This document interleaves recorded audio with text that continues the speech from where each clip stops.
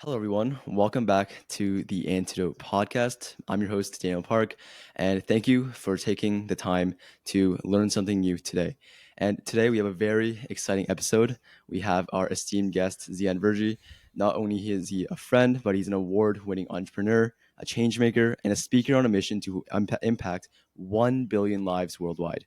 From launching his first venture at just 15 to leading teams and empowering thousands of menstruators globally, Ziyann's journey has been defined by purpose driven action. With a background in entrepreneurship from the Sauder School of Business at UBC and support from Next Canada, Ziyaan has pioneered innovative solutions like Green Apple, connecting millions through a cashback loyalty platform. Now, as a visionary behind Leaders of Today, a thriving community of over 100,000 young leaders, Ziyaan continues to inspire through content creation, public speaking, and humanitarian efforts recognized by prestigious accolades like the Princess Diana Award and Dragon's Den for Change. Now, be ready to be inspired by his story of impact and empowerment. Ziyaan.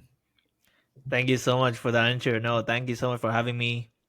Excited to be here to talk a lot about my experiences, social impact, and some Mhm. of the gaps that we have in the space. Yeah. And then also what's next for me in terms of my work with Leaders of Today. Yeah, of course. How about we get started by explaining Leaders of Today? Because, I mean, on a mission to impact 1 billion people, now you have 100,000. Like, there's so much going on. And I'm sure the listeners are very curious to what that is. So, could you kind of go a little bit about that?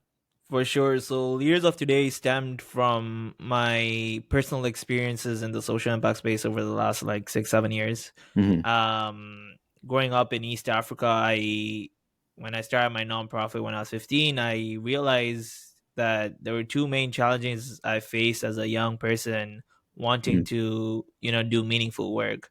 The Right. first one was in East Africa, it was really hard to access resources and opportunities, and I saw my peers I saw a gap between my peers in North America and in Europe and Hmm. elsewhere, Right. and felt like there were no enough resources and opportunities, and even if they were, I didn't know how to find them. And so Hmm. that's one part, and the second one is a sense of community. And so Right. for me, I realized that um, doing the work that I was doing as a young person in East Africa, especially when I was 15, like Hmm. it was quite lonely at times, Right. and not a lot of people would understand my work, Right. or Yeah. I didn't have a sense of community. And so for me, Hmm. it's quite tough. And so Leaders of Today is solving those two main problems. We Okay. want to democratize access to resources and opportunities for young people. I feel like Hmm. there's a lot of gatekeepers in our space. Oh, yeah. And so how do we do that, right? And then Hmm. the second thing is, how do we build community? And so our goal is to build the largest community of young people around the world, Mm. and that's something that we are inspired by and want to work Hmm. towards. That's amazing. And I actually had the privilege of being a leader of today. I actually attended one of Zian's events that he held in Toronto a few weeks ago, and it was amazing just seeing the people there, just seeing how passionate they are about their line of work. And I could also testify that Zian also sends out these like awesome opportunities through an email like each month, and they're just amazing, and they're filled with so many different resources that young people can use. And I could totally relate to that, right? Because sometimes in this space, like a lot of people kind of want to one up someone and kind of keep resourcing themselves. And I mean, you like just posting out there for totally free just by signing up and fostering this amazing community of young people. I mean, I think that's awesome, man. So that's great to hear. So if you guys are interested, as the end, where could they I guess find, and how could they join this amazing group of young people? Yeah, they can subscribe to our newsletter, Leaders of Today, if you just search it up Hmm. on any social media platform, or Hmm. on Google, you'd Right. find the newsletter. Okay. And yeah, our eventual goal is to think about more community deeply, especially in person and virtually. Right. Right now, um, community is the newsletter, but we have Mm. a lot of things in the back end they're working on Right. over the next year to see that come to life, and Oh, yeah. and have more fusion to it. Awesome. Okay, so let's change the tone a bit. So let's kind of go on a I'll ask a few questions right now, kind of related to your work in the social impact space. So, can you share some of the uncomfortable truths you've encountered while working in this sort of space, like trying to create change? Maybe some things that you see that maybe not be shown in the limelight, for example. Yeah, you've already gone deep, and some of this stuff might be a little controversial, I guess. But Mm, I think for me, one thing I've definitely noticed is just as a change maker, quote unquote, right? mm-hmm, Um, I think there's a lot of, I'd say, smokes and mirrors in terms of the mm, work that people do. right, Um, and it's not only in the social impacts change making space. It's in right, every field of work, but a true. lot of it is, how do you brand yourself, how do you market yourself. Mm, You see a lot of the celebrity change makers that are hanging out with the celebrities of the world, and mm, you wonder you wonder whether they're how they're spending their time, right? And if right, they claim to do the impact that they do on ground mm-hmm, versus spending time at every single day at a different conference, flying around the world speaking yeah, about their work, right? right. And I don't know if you've noticed that, but for me, like, Yeah, yeah. especially in East Africa, I was really, especially when I was doing For The Menstruator stuff, I was really focused Mm, on ground real impact right. that you can see, feel, and touch. Mm, um and then I noticed that people, and when I in 2019, so I started my work in 2017. okay. I was, um our goal was to help menstruators get access to products. Right. And so from 2017 to 2019, came up with the product, Uh-huh. iterated multiple times, had a team. And in a Mm, span of 2 years, we had reached 500 people in right, right, terms right. of menstruators we've given access to products to. And then in 2019 was a big turning point for me. One, because I started getting recognized for my work, Mm-hmm. and so had my first like conference that I went to. I was flown out to New York Oh, from awesome. from Kenya for a week, Mm-hmm. and it was the We're Family Foundation, and Mm, it was the Just Be Summit, and we're called Global Teen Leaders. mm-hmm. And we spent a week, talking about purpose, talking about how to, like, storytelling, talking about all these different factors. Right, But right. during that summit, it was a big eye opener for me, and a big bubble was burst for me, because I was so Mm-hmm. focused on my work on ground. I realized that there were actually all these young people around the world doing pretty cool stuff, right? Right, right, right. But what I also did notice in that was the folks from the US, for example. Mm, They had probably done the same amount of work, or um in terms of impact metrics, or let's right. say 10% of the work that I was doing, but the way Mm, they talk about it would be like 10x, and the right, right, right. opportunities that they would get, Yeah, yeah. whether it's from a PR perspective or Mm, elsewhere, was completely different. right. And I spent a lot of time that week trying to understand, um how is it that we're doing the same amount of work, but they're getting all these awards, all these recognition, getting all this Right. PR, like, what was different? and Mm, i and I realized that a big part of that was, they were just great at and not only them, but also people in that whole network were really just great at talking about themselves, and mm, are great at right, public speakers, and spend a right. lot of their time doing PR stuff, Mm-hmm. Right, and going to different opportunities. And so that's when right. I'm like, huh, maybe I should be doing that too, And so Yeah. I kind of got up in that cycle. When I got back, I then got an opportunity to go to Dubai. Mm, At this conference, it was the Global Education and Skills Forum, fully mm-hmm. funded, had Right. all these celebrities, ex-presidents of countries, Yeah. football stars, all were there at this conference talking about how they can use education to change the world. Right. And it was at this Atlantis hotel, super grand, like, and I was Yeah, yeah. like, I remember at that conference, I'm like, they've probably spent like millions, if not, hundreds of millions of dollars setting this up Oh and yeah, for flying people sure. all over the world. I mean, Dubai, right? Like, Exactly. And it was at the Atlantis Hotel. Like that's a 7-star hotel, bro. yeah, I know. And I'm like, I wonder. I just thought it was really ironic that spend all this money talking Mm, about how they can use education to change the world, whereas right. people in my country, in Tanzania and Kenya, don't even know how to pay their next meal, right? Mm, And I just thought that was super ironic. And yeah. there was in that conference talking about my peers in East Africa. And Mm, so okay.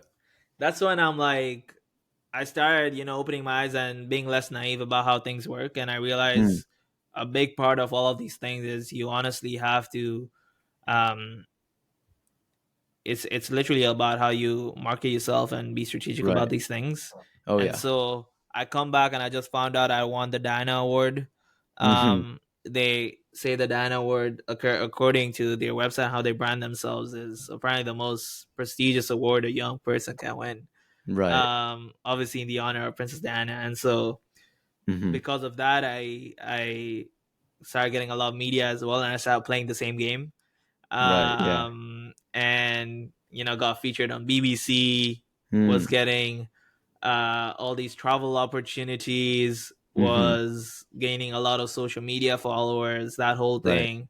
Mm, um and throughout that year, I probably spent 95% of my time doing media, PR, hmm. marketing stuff Yeah. versus the actual work that I was doing. Right. Right. Right. And so before 2019 our numbers were 300. Hmm. In 2019 I think we'd only impacted 200 people, and Hmm. you can clearly say that was because of how I was spending my time, right? Mm, And then 2020 hit, COVID, right? right. And I'm like, whoa, like why, like Right. Right. this year outside looking in looked Hmm. like one of the most successful years we've had.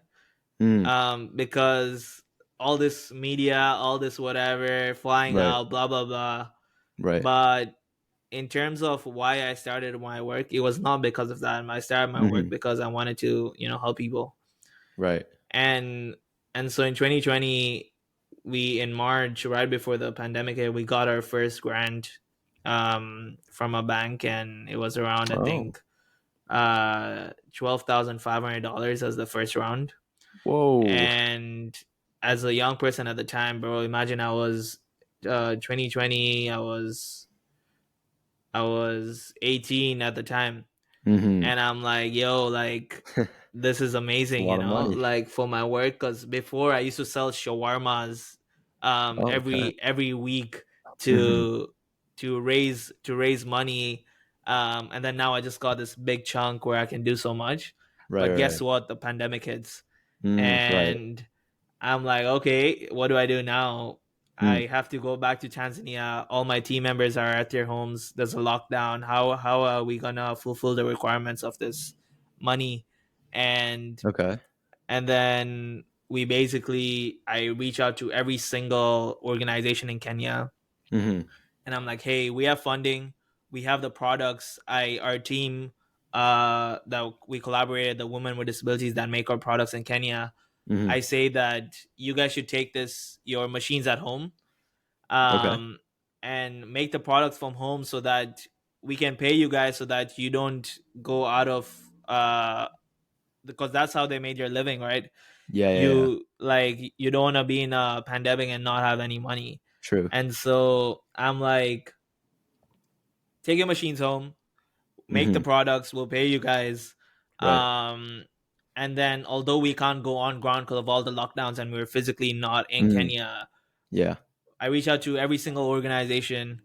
We sent out, we made the products, sent it via bus to all these different counties. Mm, And in that year, we went from 500 people to 8,500 people. wow. um did I get as much media? Did I win any awards that year? Did I do any of these things? No. Mm, right. But my impact, I made a decision that I'm gonna spend all of my time Mm, just focusing on that impact piece.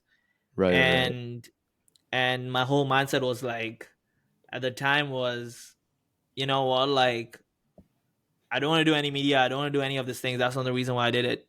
Mm. But Right, then, right. and then 2020 we did that, and then 2021 we had hit, I think, almost 20,000 people. Mhm. And so numbers were only going, upwards. And in Right. those 2 years, I spent all of my time just on that impact piece. Mhm. And then I realized I moved to Canada in Okay. 2021. Mhm. I moved in January 2021 Okay. and came here for university, started doing my first year. When I moved to Canada, I had felt a sense of burnout. Right. Um, and I realized that, um, because during COVID, when everyone decided to, take a step back from their work and really take care of themselves, for me, I Mm. was like, I have so many more hours in the day. Let me just Yeah. double down on my work. And so I was just, although It's I on the was at grind. home, I was always just in my room, like doing Mm. shit. Yeah, yeah, yeah. And so when I moved to Canada, change of environment, all of this freedom to do anything that I want, Mm. university, I'm burnt out and I distracted myself from, I was not going to class.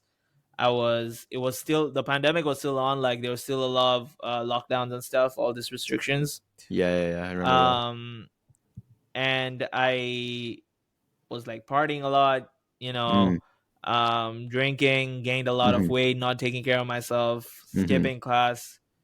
Mhm. And then at the end of that semester, failed my first course. And Right. I came here on a full ride scholarship. Mm. And the one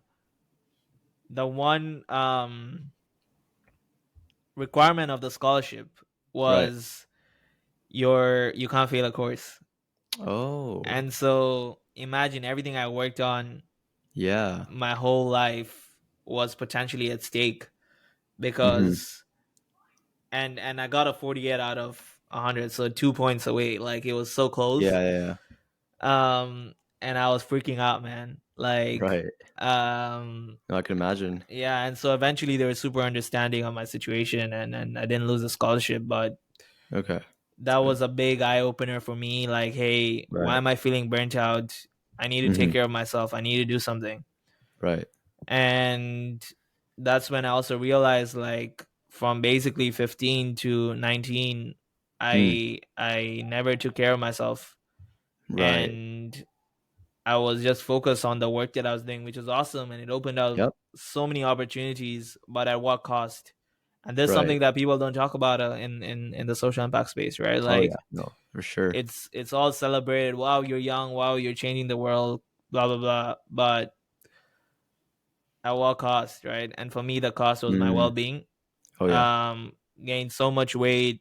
Mhm. Mentally was not in the right space. Mhm. Um, Felt burned out, and it took me a lot of time to recover. And then the second lesson at that point was basically in 2020 and 2021, Okay. because I was more focused on the impact. Yeah. My 15 seconds of fame were up, right? I was not getting any media anymore, because that's what I was focused on.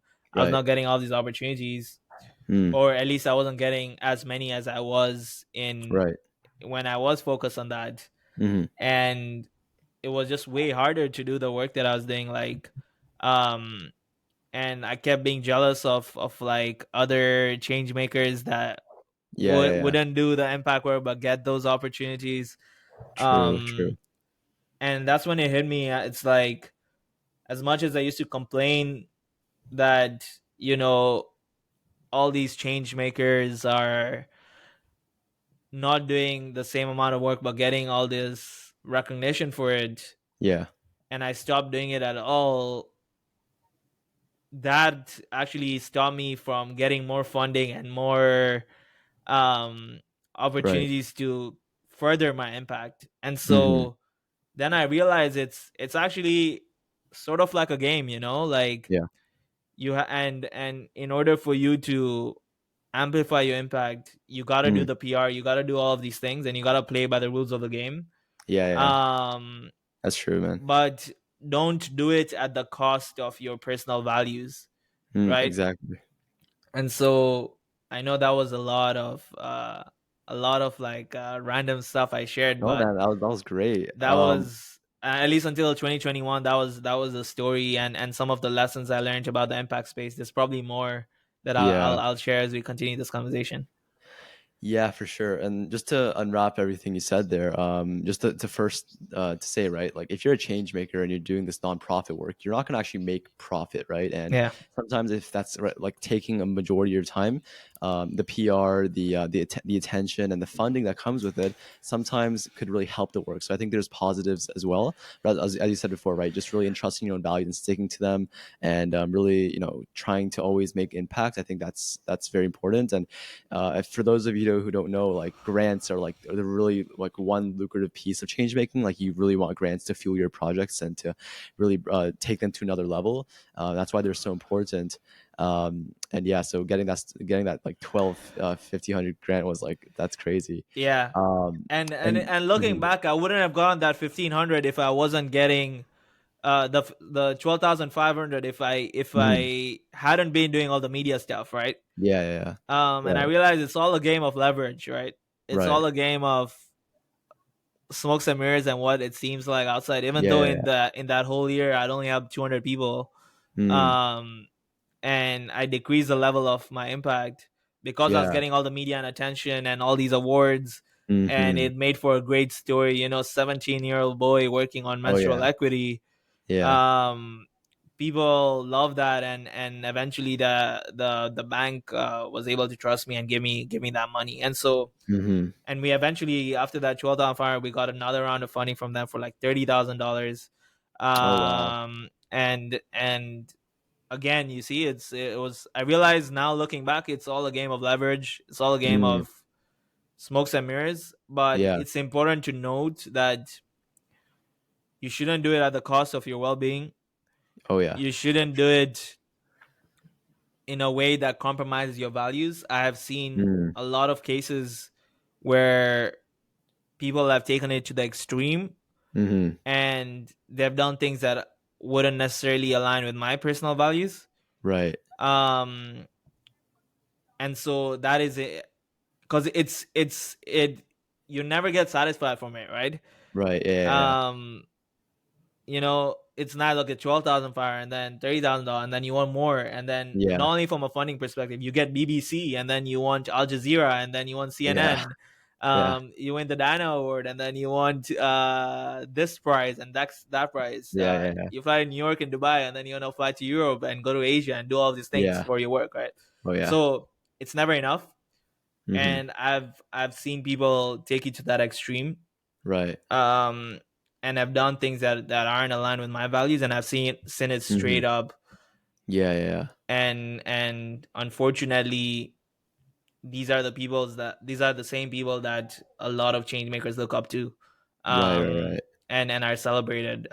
Hmm. Yeah, Yeah, like I think social impact is such a interesting space, right? A lot of people have, like, there's so much things to impact. Like for myself, I'm wearing this shirt right now. My organization called Older Brother International. So for those of you who don't know, we spread awareness about the harmful effects of pornography use, and our I guess what we work on and we try to tackle is a very stigmatized topic. Not many people talk about it, and even for me too. Like at being in this space, I know, like like even if you do something, like for example, you host like a charity game with like youth in your community, you go on like social media awareness campaigns. Sometimes those things aren't recognized, and as a change, like a fellow change maker, I could definitely like relate to, I guess, some of your what you felt at least during those early stages. And yeah, as you said before, a lot of different a lot of different factors when it comes to actually making impact, but then also the media and the attention, and also the grants and the funding, and also the social impact, they kind of go hand in hand. But I guess it's walking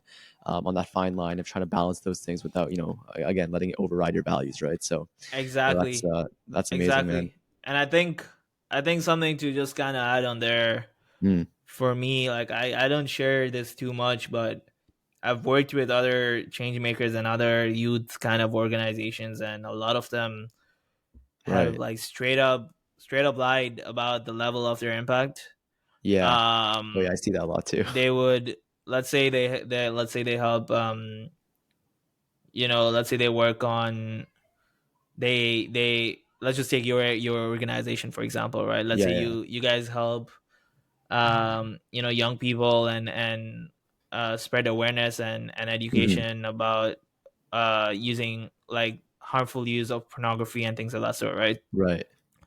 And let's just say that I've seen organizations do this, Mm. but I'll just use you as an example. Hmm. um let's say you guys do a social media campaign, right? Okay. And let's say as part of the campaign you guys do a couple posts. Let's say Okay. some of these posts go viral, Hmm. and eventually you've gotten, let's say, 1 million views on all of your social media, right? Okay. Now I've seen youth change makers and youth organizations that would Hmm. basically when they're doing their impact reports or like Hmm. talking about their work, they'll be Yeah. like, we have educated 1 million young people, and taught them about Yeah. about X, Y, and Z, Mm. and we have helped 1 million people.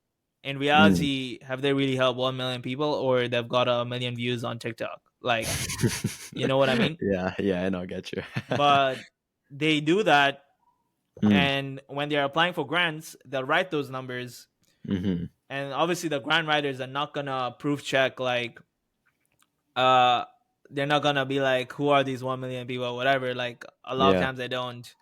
Mm. They'll go to the media now and they'll be like, they'll put out a press release, we just helped 1 million young people. Yeah. um and then they'll get the CNNs and the BBC and the Al Jazeera and Teen Vogue and all these different like whatevers to Uh-huh. feature them. Yeah. And the media organization, they're not gonna proof check this because it's good work. You're helping the world, right? Why would Yeah. they have any doubt Also, of like, the that titles one? are more appealing, right? Like, Exactly, million people exactly. educated, that's just Yeah, so and bright. then now on your in your portfolio, you've said you've helped 1 million people. You've also got featured on X, Y, and Z platform, Yeah, yeah, yeah. and you have also won X many grants. Mm. Um, and they're not gonna doubt that. Like, why would you get all this media if all this recognized media, and why would you win all these awards if that Mm. 1 million number was not true? You know what I mean? They just kind of trust that. Yeah, yeah, no, I get Um, you. but unfortunately, these are the people that a lot of these celebrity change makers that you see out there. Mm. A lot of it is similar to what I talked about, Yeah, but over exaggeration, exactly. making it something that's not. Yeah, no, for sure, man. Exactly, Yeah. exactly, and it's sad to see because who pays the cost of all of that, right? Mm. Right, It's it's people that are on ground, that are right, actually affected by these issues, right, right, right. that money that could have potentially gone to actually helping those people, Mhm. um and actually impact lives and actually Yeah. help organizations that do real work, Right, right, right. is being used in the wrong way. But Mhm. that's the sad reality of how things are. Right. And before, I used to complain a lot about it because I Right, would right. see it firsthand in front of me with organizations I worked with. Yeah. um but there's nothing I could do about it. What am I gonna do? Right, right, I'm right. not gonna go and write an article about, like, like what good is that even doing? Yeah, yeah, yeah, for sure. um so that's just the reality, and I think no one really likes to talk about some of that stuff. But Yeah. because you brought it up, I thought I'd share it. Mhm. Yeah, yeah, okay, alright, so that was amazing that we just uncovered so much there. And I think this is a great, I mean, even if you aren't in the social impact space, I'm sure you've seen it before. Right? You've seen the articles, you've seen the viral videos of, young people going on online for their work. But behind that, there's definitely people that might have been, taken advantage of. Maybe some exaggeration of numbers, and there's a definitely like a hidden side. And a nastier side we haven't seen before, so I think it's great that we unpack this. Let's go to more of a positive topic. So in your experience, like, I mean, being in social impact, I think you have to be sort of a kind of person, right? You wanna like have a genuine, heart to help someone out. You want to give people some smiles. You want to make their day better. So I guess for yourself, what is that motivation, and how has some of your experiences kind of shaped who you are today? Yeah, so in terms of my motivation, for me, I'll take it a little back. Hmm. Basically, before when I was 15, before I started For The Menstruator, Hmm. I've shared this online multiple times, but Hmm. I went through an experience Mm. that was quite a big turning point for me. Okay. Um, and basically had moved to boarding school from Tanzania to Kenya. Mm. Um, and after my first year of boarding school, on the last day of school, there's Mm. this dengue fever outbreak. Okay. And dengue, do you know what dengue fever is? No, is it similar to like yellow fever or some sort of like, I guess, So it's, I guess yeah, more similar harmful to to like you. malaria. Right. And just think of malaria, but like times 10. Okay. And what dengue fever does is Wow. it kills your platelets, and your platelets create your white blood cells, and Right, so right. it really messes up with your immunity. Okay. But unfortunately, I got it on the last day of school, Oh, and wow. I had The to, last day of school. yeah, I had to Yeah. travel back with it to Tanzania. We called the circumstances at the time, Mm. and it took doctors a week to figure out what it was. Our healthcare Uh-huh. system isn't the best, but eventually, when they did, they say that my platelet count had dropped so low that um, I was at the risk of internal bleeding, Wow. and so they rushed me to the hospital. I was at the hospital for a week, Mm-hmm. and during my time at the hospital, I was slowly Mm. recovering. My platelet count started becoming better. Right. And then a week later, I was physically all right, and ready to get discharged. Mm. But then from the point of getting discharged up to the next 3 weeks, I went Right. into this phase where I have no recollection, but I Right. was acting hypersexual and hyperactive. Mm. And I said things like, I was doing things like, apparently I was, singing and shouting while people were praying in the Oh, mosque. Because I was okay. acting hypersexual, I would, like, every time I saw a girl, I'd just randomly go up to her and hug her, or like Oh, try to hug interesting. her. Yeah. Um, I did a bunch of like other crazy things. I'd go on my social media, on my Snapchat, and I'd pretend to be Oh, a celebrity and like start singing yeah. and stuff and And post that you on don't my like story. actually remember like if you were conscious during those times or? Yeah, yeah. So I don't. These are from what the stories people told me. Mm. Um, Oh, okay. yeah, and so from that went on for 3 weeks, and Wow. I wake up, 3 weeks later, I'm on my bed. I check the date on my phone, Mm-hmm. and I remember seeing the home screen, and um the home screen said it had been 3 weeks since the last thing I remember anything. And Mm. so I went, um yeah, home screen. Right. I went on my socials, because my initial reaction when I saw the different date, I was like, I think my calendar is like Yeah. acting Messed weird, so up. let me try to fix Yeah. that. So I was trying Uh. to fix that, and then I went on socials, and I see all these things I posted, and I'm like, I something's not adding up in terms of the feeds. Oh, I And would have that's been when, horrified. yeah, that's when I'm like, what the hell is going on? Yeah. And so I called my parents. They rushed back home, Mm. and their initial reaction was they were quite relieved that I was asking Mm. questions, True. and but they weren't also like too sure if I'm like in my conscious state of mind or not. Like, and so Right. eventually I asked them questions. They start telling me stories, and I just, start crying, and I Oh, couldn't believe it. And when right. they were explaining to me all these different stories, for me, my head was like, I Mm-hmm. kept having some like visuals in my head. Mm-hmm. And like when you have a dream, and you can remember your dreams, and like Yeah, yeah, that yeah. feeling in your head, Uh-huh. that's when they'll describe some of the stories, that's what it felt like. Right. And so I'm like, okay, I honestly don't know what to believe. And so it took me 1 to 2 weeks to like fully process it all. Mm-hmm. And I still had a lot of side effects from the medication they were giving me to like calm me down. Right. Like I couldn't sleep, I kept shivering. Mm-hmm. And then we went to, I was like, why did this happen to me? Like I wanted answers. And so we went to the doctors that treated me for dengue fever. Right. They say that that may have affected my brain functionality.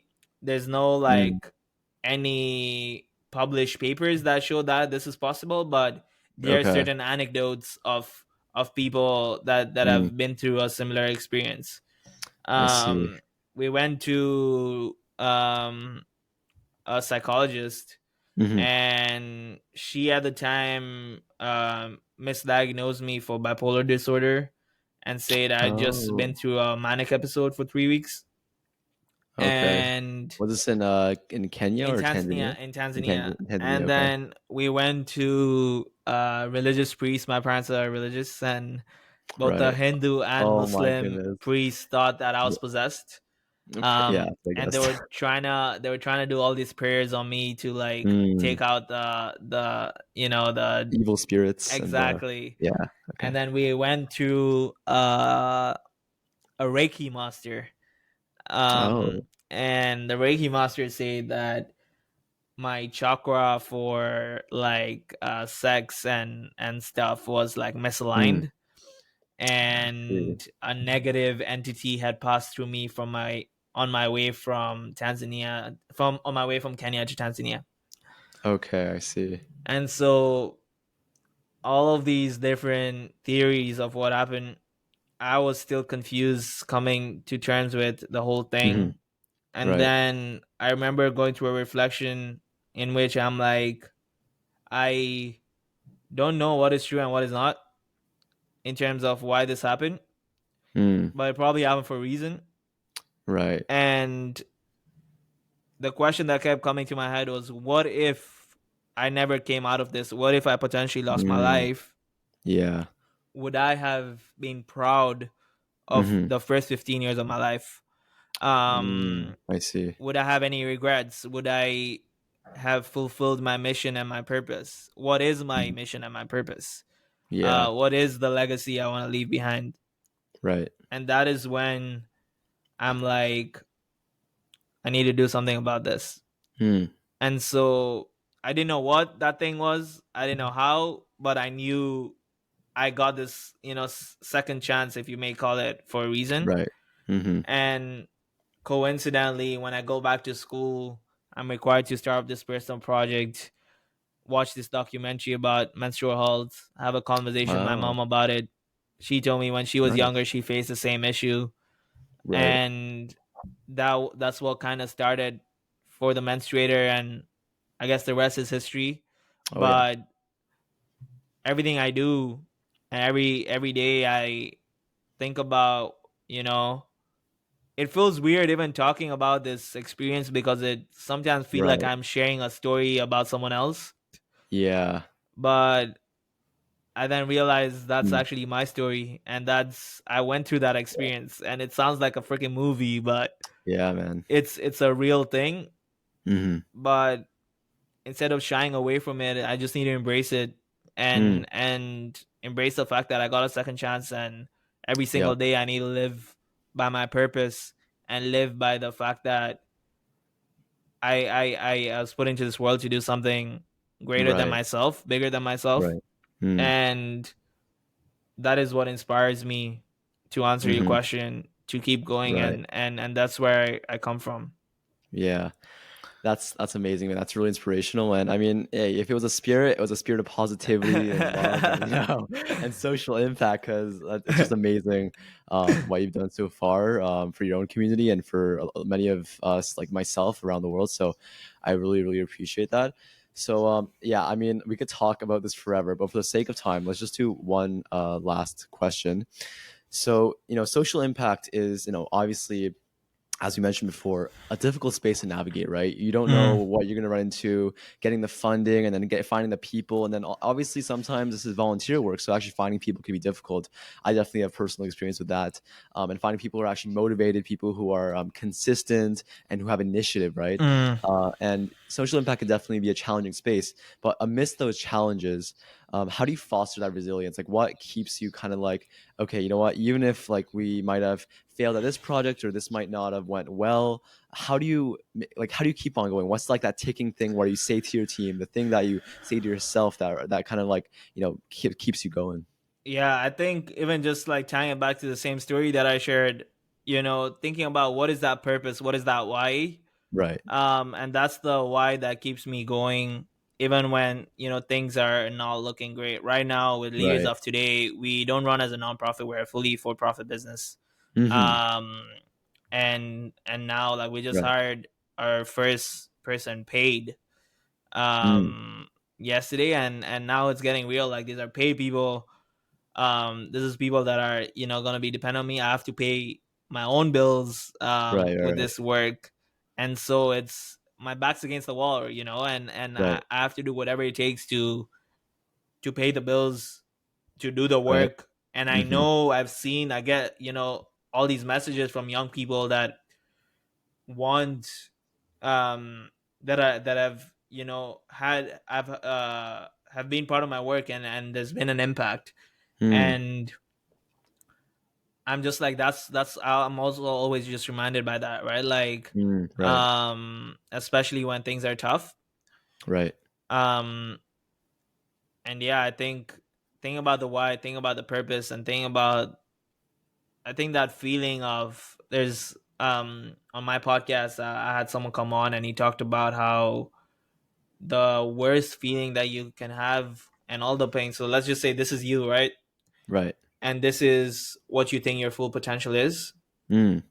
All the pain that you experience in Right. life, Mm-hmm. all the the insecurities, the regrets, everything, Right, all of that lies in the gap that there is right. between you and your full potential.